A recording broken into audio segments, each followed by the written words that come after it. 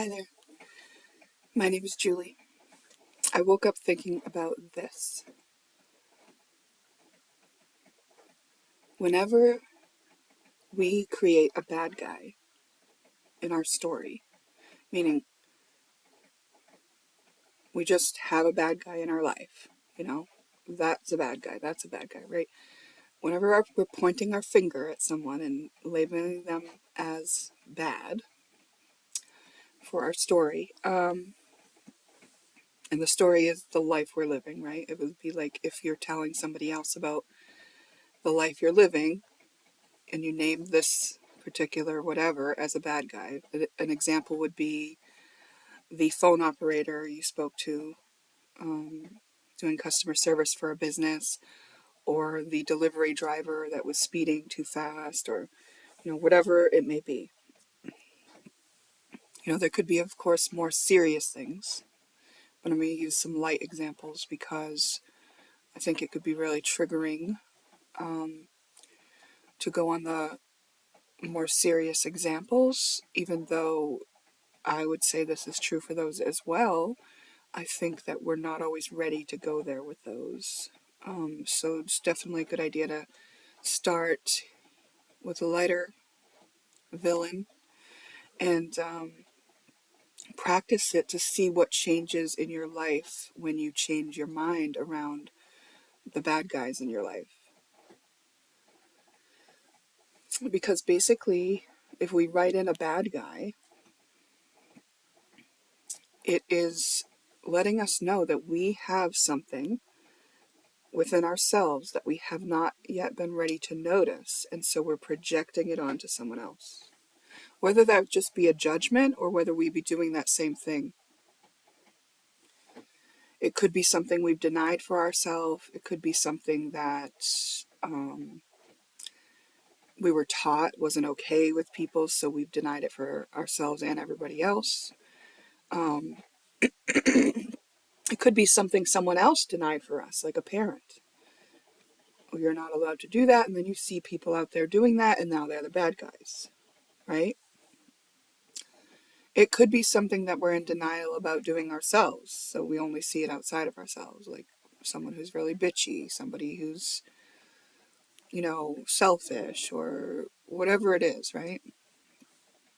I haven't really dug deep into this example of a delivery driver who's speeding around, but let me do that for a second here. So say you are in judgment of delivery drivers because you think that they all just speed around and they don't get to deliver the items to the correct places because they're just haphazardly getting through their route.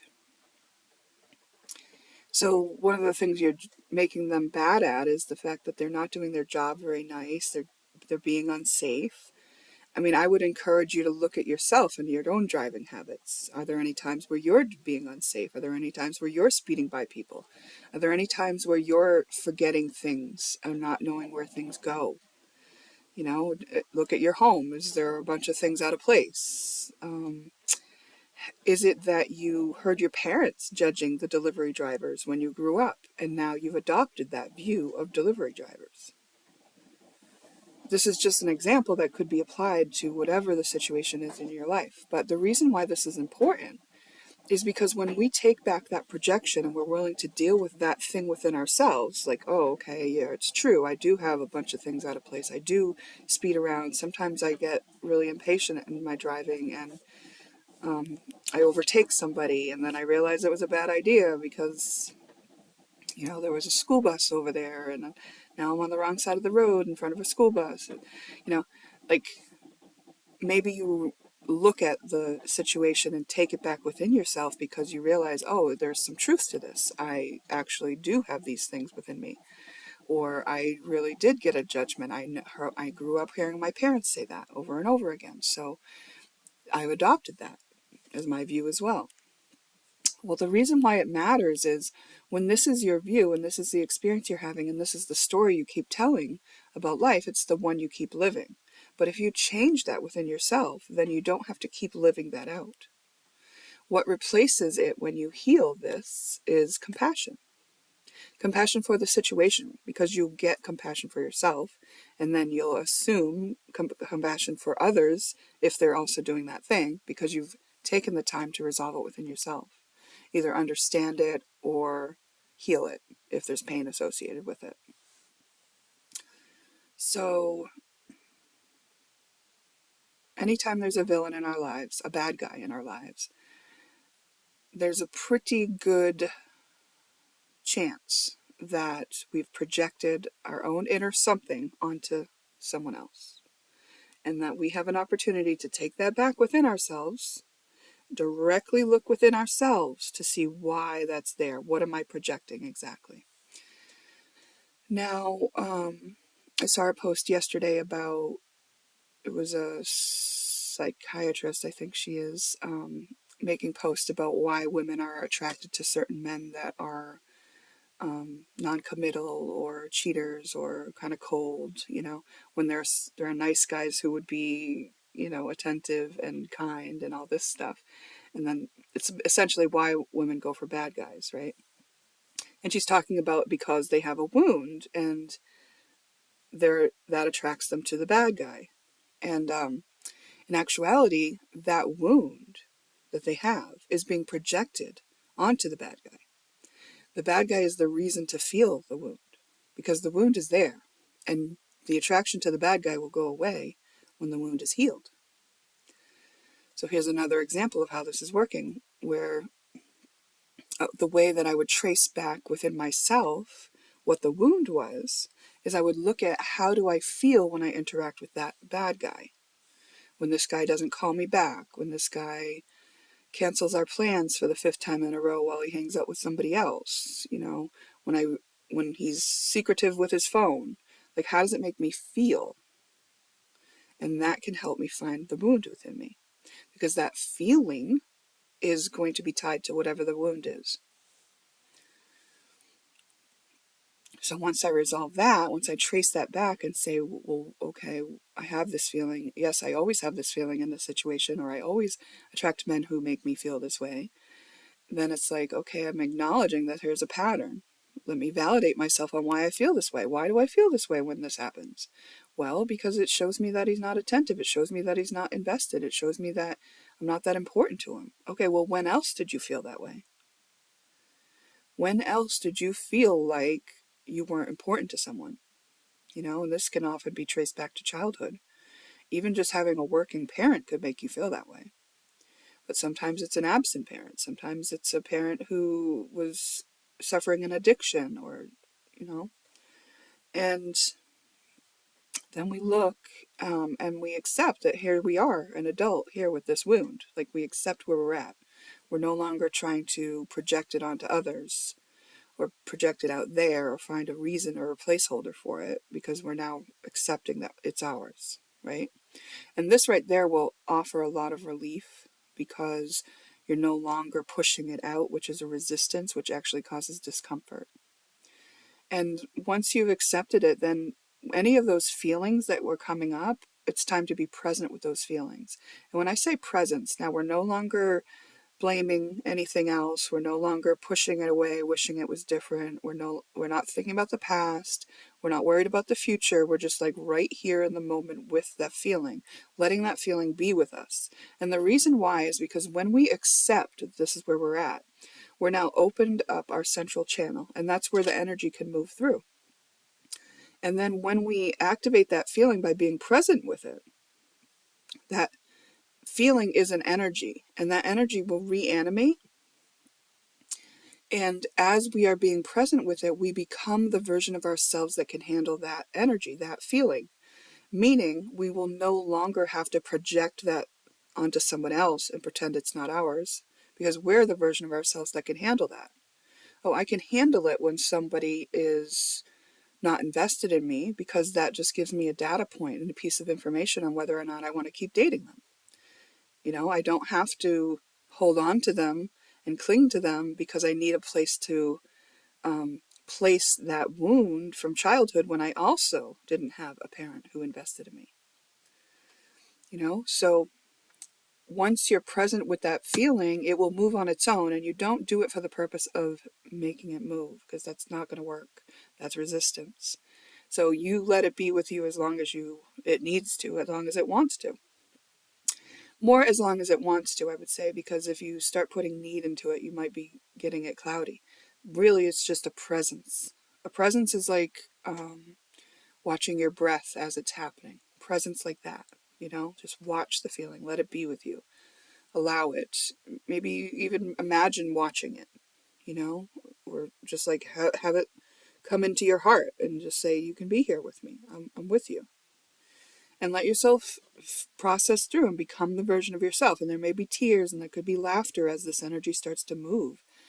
And what it does is it alleviates the pattern of you experiencing that over and over in your life.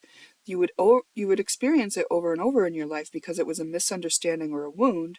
Your immune system wants you to heal these. Whenever you have a bad guy, that's like your immune system's having a placeholder. Your immune system's like, oh, we'll deal with that when we're ready. Oh, and now when you're ready, you take back the projection and you deal with it within yourself. Now your immune system is helping you resolve this. Once the feeling moves on its own, you have now become the version of yourself that can handle it anytime it happens again. You won't have to cope in the way that you used to, because now you've matured yourself to a version of yourself that can handle that too. Does it make sense? Tell me what you think. What are your experiences? Do you have something that you're working through that you can't kind of see the correlation with? Some of these are more difficult, because it would require us to really look within and really kind of humble ourselves. And, I can think of some extreme examples that would have people saying, no way, that's not true. There's nothing in me that correlates to a rapist or a murderer. But there's going to be something within you that feels a way about that, And I would say that once you've worked through this and compassion replaces those things, it's like, well, a rapist and a murderer, yeah, they have caused a lot of harm in life, and that's not right. This isn't about agreeing with their behavior at all. But what is true is that we can have compassion for the whole situation, meaning this is a very unfortunate situation. Human beings have been affected, and even including the one that is the perpetrator.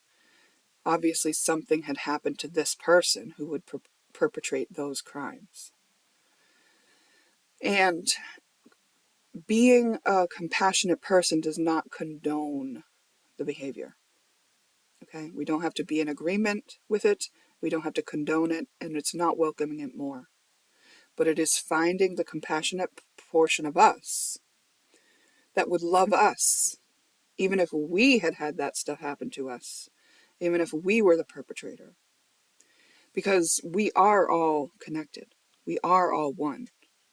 We are a humanity. We are a community of cells. And sometimes in our community, there are parts of our community that are living in an unhealthy way. And if that were you, there would be no real chance for you to rehabilitate or even see the error of your ways. If you grew up neglected and maybe even abused, and then you came up into adulthood and were committing crimes, and then the whole community ostracized you. Like, if that cycle can be broken, and I'm not saying let them free and forgive them and let them try again. I'm saying at least treat them with the human kindness that every human deserves. It's like, I don't become a mean, terrible person just because you are. I'm still me. I'm still the same level of kind, whatever crime you've committed. I'm not affected by, my humanity isn't affected by that. I won't say that I'm not affected by it, because of course it hurts to feel and know and see our fellow humans being hurt. And so it's understandable to try to put that on the one that hurt them. it's a coping mechanism, and it's totally understandable. And if you need to use it, continue using it. What I'm offering is an opportunity, but I would say don't start with that stuff. That's kind of like high level class stuff. That's like master class stuff. I'm saying start with the things like the delivery driver and the phone operator that you made the bad guy. I'm saying do the work on those things, all those little things in your life, the sister-in-law, the coworker. Do those ones. And when you see your life starting to change, when you see that you're no longer living out that pattern, you're no longer feeling those ways, you're no longer um, burdened by those uncomfortable feelings that you had when you had a bad guy in those people, you may get to a point where you want to move on to the more difficult things. But I'm not suggesting anyone start with that if you're not there yet. But I just know that when I offer this as an example of something where we can do some shadow work, there will be those whose mind will go there. So that's why I wanted to touch on it.